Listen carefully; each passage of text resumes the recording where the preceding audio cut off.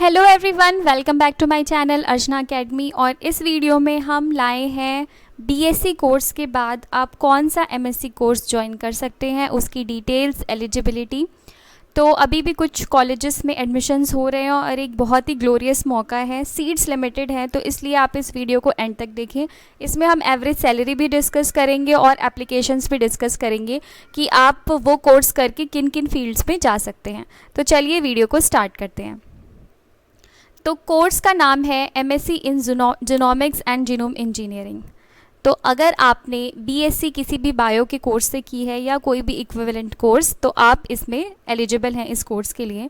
अब हम ये देखेंगे कि अगर आप MSc in genomics and genome engineering में करते हैं तो आप किन किन फील्ड्स में जा सकते हैं या आपका एप्लीकेशन एरिया कौन कौन सा होगा। तो starting with the first, educational institution. तो सबसे इम्पॉर्टेंट तो यही है कि आप किसी भी एजुकेशनल इंस्टीट्यूशन में जा सकते हैं। तो यहाँ पर आप assistant professor, research associate, as a project fellow, किसी भी तरीके से आप एनरोल करा सकते हैं। नेक्स्ट है, आप किस फील्ड में मूव कर सकते हैं, रिसर्च इंस्टीट्यूट में मूव कर सकते हैं। तो पेंडेमिक के टाइम पर यही एक ऐसा एरिया था जहाँ पर सिर्फ यहीं पर इसी फील्ड में जॉब्स बची थी, बाकी हर जगह थोड़ा बहुत स्लो डाउन हो रहा था। तो अगर कोई एमएससी इन जीनोमिक्स या जीनोम इंजीनियरिंग में कर लेता है तो वो रिसर्च इंस्टीट्यूट में as a scientist, project fellow या वो खुद के प्रोजेक्ट्स लिख कर भी अप्लाई कर सकते हैं। तो ये भी एक हाई पेइंग जॉब होती है।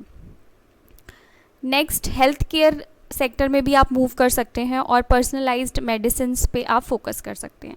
तो यहाँ पर आप अपना खुद का स्टार्टअप कर सकते हैं अगर आपको यहाँ पे कंप्यूटेशनल नॉलेज हो, जो कि इस कोर्स में अवेलेबल होगा, वो भी आपको एक सेमेस्टर में पढ़ाया जाएगा। तो आप इस फील्ड में भी एक्सेल कर सकते हैं। तो यहाँ पर बहुत ही ज़्यादा प्रॉफिट हो सकता है आपको।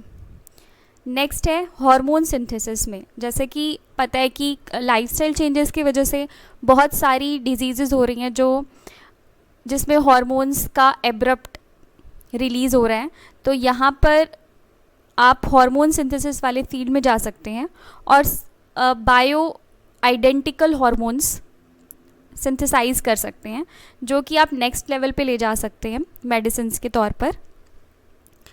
नेक्स्ट जो फील्ड है वो है जेनेटिक टेस्टिंग। किसी भी हॉस्पिटल में जेनेटिक टेस्टिंग के लिए एक आध एम्प्लॉय उन्हें रखना ही पड़ता है। तो अगर आपको जीनोमिक्स और जीनोम इंजीनियरिंग की नॉलेज है, इसीलिए ये कोर्स लाया गया है, तो आप इस फील्ड में भी जा सकते हैं। तो आप देख सकते हैं कि अभी मैंने पूरा डिस्कस भी नहीं किया, आपके पास कितनी सारी जॉब अपॉर्चुनिटीज़ हैं अगर आप मास्टर्स कर लेते हैं जीनोमिक्स या जीनोम इंजीनियरिंग में। तो नेक्स्ट है बायोटेक्नोलॉजी इंडस्ट्री।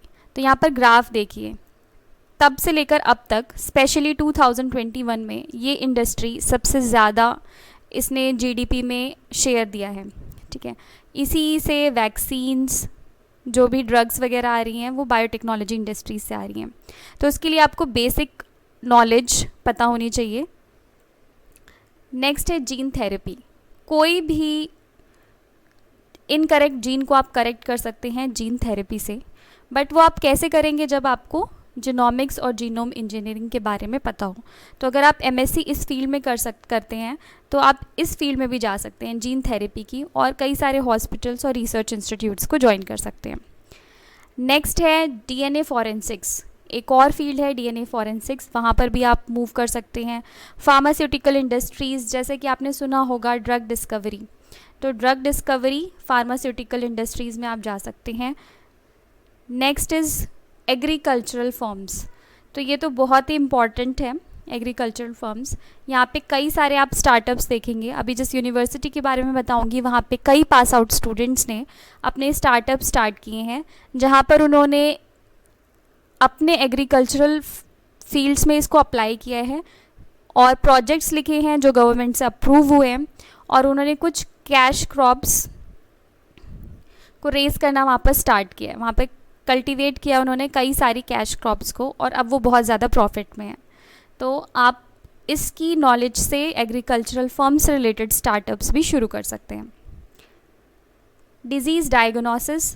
तो डिजीज़ डायग्नोसिस के लिए कई सारी किट्स जो मार्केट में जैसे कोविड की अवेलेबल हैं।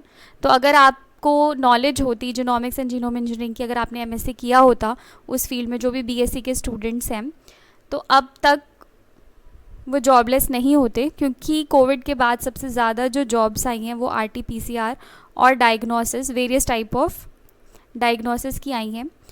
तो ये वाला फील्ड भी बहुत ज़्यादा अमेजिंग है।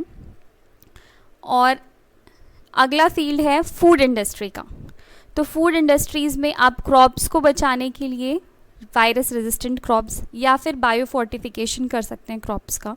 तो ये जो सारी चीज़ें हैं वो तभी आपको आ सकती हैं जब आप मास्टर्स कोर्स करें इसमें।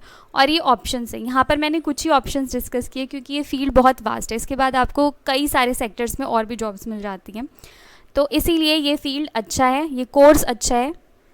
और अब हम थोड़ी सी बात कर लेते हैं एवरेज सैलरी की। तो ये एवरेज सैलरी मैंने शो करी है 65,000 पर मंथ, बट रेंज करती है ये 48,000 से स्टार्ट होकर 2 लाख एंड अबव। डिपेंड करता है आप किस फर्म में गए हैं, या आपने कोई खुद का स्टार्टअप किया है या फिर आप किसी बड़ी फर्म से रिलेटेड हैं, किसी रिसर्च इंडस्ट्री से रिलेटेड हैं या किसी बायो इंडस्ट्री से रिलेटेड हैं। और ये जो फील्ड है वो लीस्ट अफेक्टेड है पेंडेमिक से, जैसा कि कई सारे स्टूडेंट्स को यहाँ पर अगर पता भी होगा कि अगर किसी ने मास्टर्स किया होगा जेनेटिक्स या जीनोमिक्स में तो उनको आसानी से जॉब मिल गई होगी। अब हम यूनिवर्सिटी देख लेते हैं। तो यूनिवर्सिटी है गौतम बुद्ध यूनिवर्सिटी। ये एक गवर्नमेंट यूनिवर्सिटी है। सबसे ज़्यादा फ़ायदे की बात तो ये है कि एक गवर्नमेंट यूनिवर्सिटी है और यहाँ पर ये कोर्स इस साल स्टार्ट हुआ है, genomics and genome engineering. But seats फिर भी कम ही हैं, क्योंकि यहाँ पर फोकस किया जाता है हर स्टूडेंट की डेवलपमेंट पे। तो जो भी एक्सपेरिमेंट्स होते हैं वो सब स्टूडेंट्स इंडिविजुअली करते हैं, ग्रुप में नहीं करते। और कोर्स करिकुलम में आपकी क्या क्या चीज़ें आती हैं वो देख लेते हैं। Genomics in medicine and health care, genetic counselling, microbiome in health care, pathogenomics, genomics assisted crop improvement, genome engineering and gene therapy. तो आप देख सकते हैं कि कितना वास्ट एरिया यहाँ पर कवर किया गया है कोर्स करिकुलम में। तो आप कई सारे लेवल पर कई सारी इंडस्ट्रीज़ में एंटर कर सकते हैं। इसके बाद functional genomics, synthetic genomics and computational genomics, जैसे कि आगे टाइम है डेटा को एनालाइज करने का, जीन डेटा को एनालाइज करने का, डेटा साइंटिस्ट का। तो ये जो है ये भी इधर इनकॉर्पोरेट किया गया है ताकि जो स्टूडेंट है वहाँ से पास आउट होने के बाद एक्सेल कर सके। यूनिवर्सिटी प्लेसमेंट्स भी प्रोवाइड करती है कई सारे फर्म्स के साथ, इनके टाई अप्स हैं इंडस्ट्रियल फर्म्स के साथ। तो यहाँ पर रेगुलर बेसिस पे प्लेसमेंट भी होती है और कई सारे वेबिनार्स, वर्कशॉप्स और सेमिनार्स यहाँ पर ऑर्गेनाइज़ किए जाते हैं। तो ये सब चीज़ें इस यूनिवर्सिटी से रिलेटेड है। बाकी आप इस यूनिवर्सिटी के बारे में मैं यहाँ पर आपको इसका वेबसाइट बताती हूँ, आप वहाँ पर जाके इसकी और डिटेल्स देख सकते हैं। एलिजिबिलिटी क्या है कोर्स की, वैसे तो मैंने शॉर्ट में बता दिया था, बट डेप्थ में अगर देखें तो लाइफ साइंस, बायोलॉजी, बायोटेक्नोलॉजी या किसी और एरिया के बायोलॉजी से आपने BSc डिग्री किया है किसी भी रिकॉग्नाइज्ड यूनिवर्सिटी या कॉलेज से, with minimum 50% marks, 45% for SC ST या कोई इक्विवेलेंट ग्रेड डिग्री है तो आप अप्लाई कर सकते हैं। ड्यूरेशन कोर्स का 2 ईयर है, means 4 semester. Number of seats 30 हैं, तो ये इंपॉर्टेंट है, नंबर ऑफ़ सीट्स 30 हैं और अप्लाई करना है आपको 10 अक्टूबर से पहले। फर्स्ट कम फर्स्ट बेसिस पे सीट्स हैं जो भी एलिजिबल कैंडिडेट्स हैं। अगर आप लेट हो जाते हैं तो कोई गारंटी नहीं है एडमिशन की।